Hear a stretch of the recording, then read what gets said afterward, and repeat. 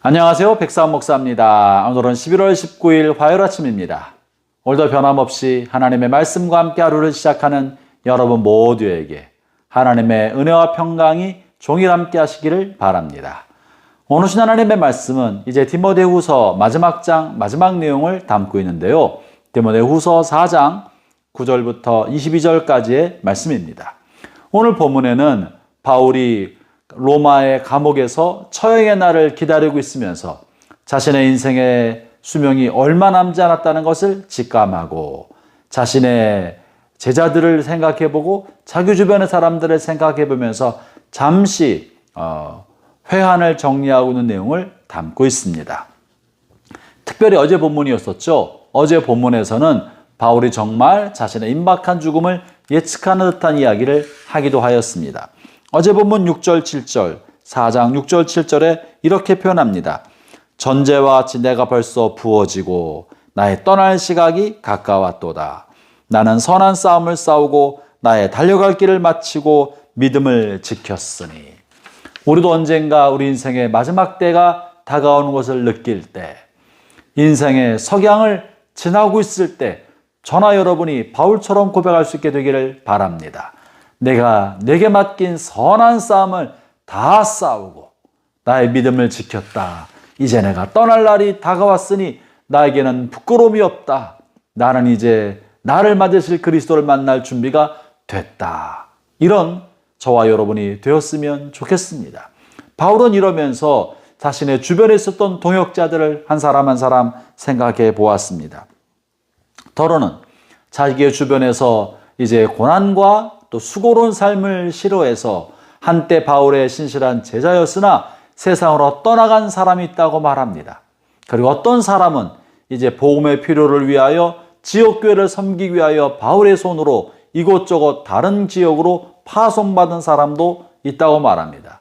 그리고는 로마의 차가운 감옥에서 처형의 날을 기다리고 있는 바울 곁에 남아있는 사람은 단 한 사람밖에 없다.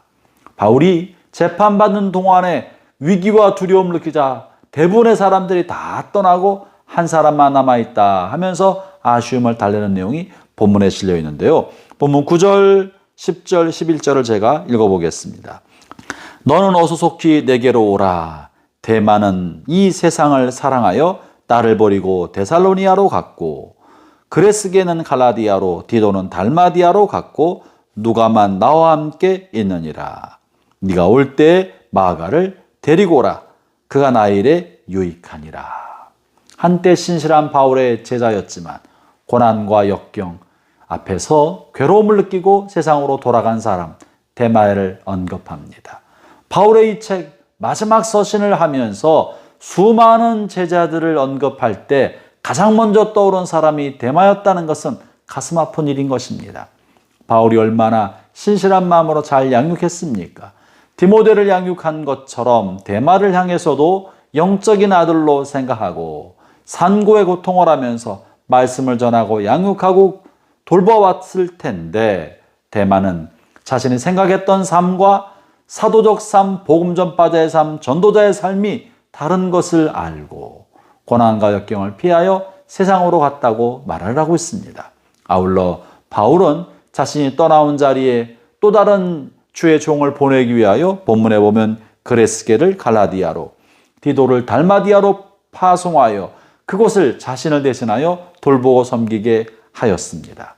그러면서 한 사람 한 사람 다 떠나보내고 어떤 사람은 스스로 떠난 사람이 있고 어떤 사람은 바울에 의해서 떠나가서 이제 처형의 날이 다가오는 외로운 시간, 노년되어 고독한 그 시간 자기 곁에 남아있는 한 사람, 그에 대한 깊은 고마움을 표현하는데요. 그것이 누구입니까? 11절에 있는 바로 누가가 그런 사람입니다. 누가는 어떤 사람입니까? 누가는 의사로서 이방인이었습니다. 그러나 그는 바울을 통해 복음을 들은 것 같습니다. 그러나 일찌감치 바울 곁에 바울이 1차 전도여행을 할 때부터 바울 곁에서 바울과 함께 동행자가 되었고 수행원이 되었고 비서처럼 바울 곁에 있었던 사람이었습니다. 그러니 지금 디모데 후서를 쓸 때로부터 따진다면 적어도 20, 30년, 30여 년 동안 바울 곁에서 한결같이 바울의 1차 전도여행, 2차 전도여행, 3차 전도여행, 이제 마지막 죽음의 시간 앞둔 그때까지 바울 곁에서 바울을 지켜보면서 바울의 행적과 전했던 복음의 내용을 글로 남기고 기록으로 남긴 것입니다. 뿐만 아니라 그는 그리스도를 직접 만나지 못했지만 많은 사도들을 만나고 바울의 복음을 통하여 경험했던 간접적인 예수 그리스도를 통해서 그는 누가복음을 저술했던 사람입니다. 바울 곁에서 바울과 한평생 동행했던 누가, 마지막 순간 본인의 나이도 이미 노년기가 되어 지쳤을 텐데도 노사도 바울 곁에서 수종을 들고 있었던 것입니다. 아마도 바울이 오랫동안 안지를 앓고 와서 고통스러운 시간을 보내고 있었기 때문에 의사인 누가는 바울 곁에서 바울을 돕기 위하여 안질환을 치료해 주면서 돕기 위하여 바울과 동행하지 않았나 생각이 되는데요.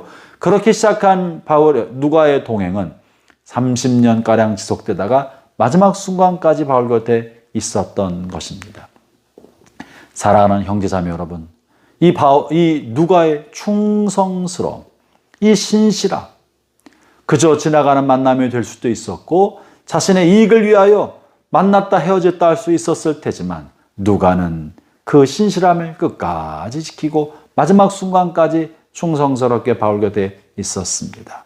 저나 여러분의 생애도 우리의 필요에 따라서 이익에 따라 인간관계를 맺지 아니하고 주의 사명을 따라 충성스럽고 신실하게 끝까지 관계를 이어가는 그런 주의 사람, 충성스러운 사람이 되기를 바랍니다.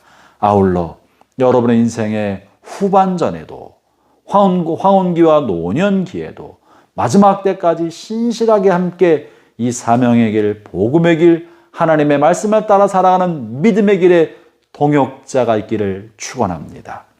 진리를 따라 살고 말씀을 따라 살아도 때로 우리가 외로움을 느낄 때가 있지 않겠습니까? 그럴 때 나처럼 아니 나보다 더 주를 위하여 복음을 위하여 진리를 위하여 자신의 인생을 살아가고 있는 사람을 내 곁에 한둘 둔다는 것은 얼마나 우리에게 격려가 되고 용기가 되겠습니까? 여러분 곁에 여러분보다 더 헌신적이어서 복음을 위해 살아가는 그런 신실한 동역자들이 있기를 바랍니다. 그를 위해서는 여러분의 시간을 그와 같은 사람들과 쓰는 것을 아끼면 안 됩니다. 어디에 나의 물질과 어디에 나의 시간을 쓰느냐를 보면 그 사람이 무엇을 가치 있게 여기는 줄을 알게 되지 않겠습니까?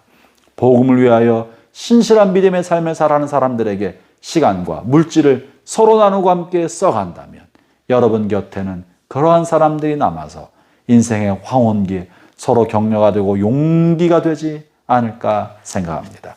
오늘 바울의 마지막 시간을 생각하면서 바울 곁을 지켜주었던 누가처럼 우리의 삶도 충성스럽게 복음의 동역자의 삶을 살아가기를 바랍니다. 기도하겠습니다. 하나님 아버지 감사합니다. 바울이 그리스도를 만나고 그 인생의 후반전 복음을 위하여 불꽃 같은 생애를 살아갈 때 바울 곁에 신실한 동역자 누가가 있었던 것을 되돌아 생각해 보았습니다.